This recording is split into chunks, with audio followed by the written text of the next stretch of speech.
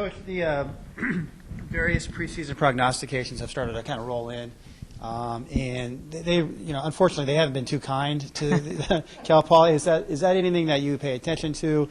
Any sort of motivation? Because I know that I'm sure the guys, it's only natural, but I mean, with kind of some low expectations going into the season from the pundits and so-called experts. I mean. Right. How do you control that and make sure the guys don't get down, or what do you do? Guys don't get down. Kids 18 to 22, they're living in the moment, and it's really what attitude and energy you bring to your own practice, what kind of tone you set in your own practice.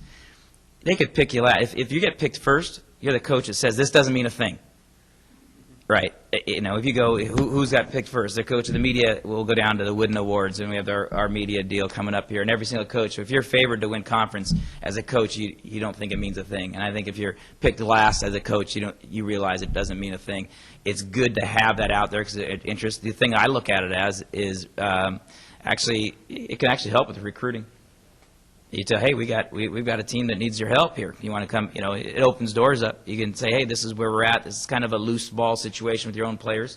Let's be loose. Let's play hard. Let's play together. We have nothing to lose. They think that we're going to be dead last. Let's prove them wrong. So you can use that as a positive. I think that again, use the age and the type of student athlete that we have right now, and what happened a minute ago is out their brain pretty quickly. So I don't see that as overwhelming negative energy at all. I think the most important thing is the power of the pupil, and that's what you say to that young man that's in front of you that given day. So that's really the basis of energy. Comes from someone you're dealing with right now, not a media guide. Yeah, and coming off a couple of down years with the program, and the reason why you're here, just a couple of difficult seasons. I'm not in the locker room. I don't know what the guys are feeling, but I mean, if you could put your finger on their pulse, I mean, what's the sense right now of the Mustangs 2009, 2010 as you get ready to enter the new season? Well, there's a real feeling out period because there's three different issues going. You have the returners, you have the new recruits, and you have the new staff. And so you have a triangulation going on there that all three of them are figuring out each other. They're spending a lot of time together, naturally. They want to hang out together, and that's encouraging. But at the same time, we're figuring out little nuances about them individually. I mean, we don't know our new players. We know some of the returners a little bit better because we had them in the spring for 6 or 8 weeks. But our new guys, their personalities and their strengths and their weaknesses, and who's sick and who's tired and who's going through different issues. So I think there's just a feeling out period, and again, I think it's going to be a good month ahead of us. We have a couple of scrimmage opportunities, and then a chance to really get a better feel on who we are in developing that camaraderie and chemistry.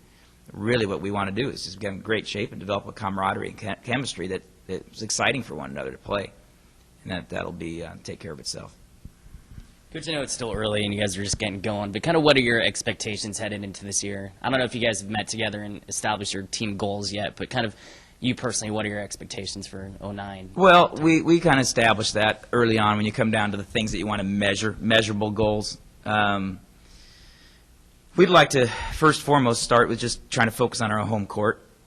Try to get back to have a winning record on our home court, and I think that's a very doable, and that would put us in a position where we can look at the 3 home games we have prior to the Big West, and then look at the Big West Conference games and say, hey, we need to establish a home court advantage.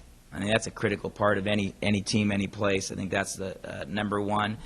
And then, be realistic. We just got to get out of the basement to make the playoffs. If we can raise ourselves out of that basement at that last position, then anything is possible. And we're not setting those aren't exactly lofty goals.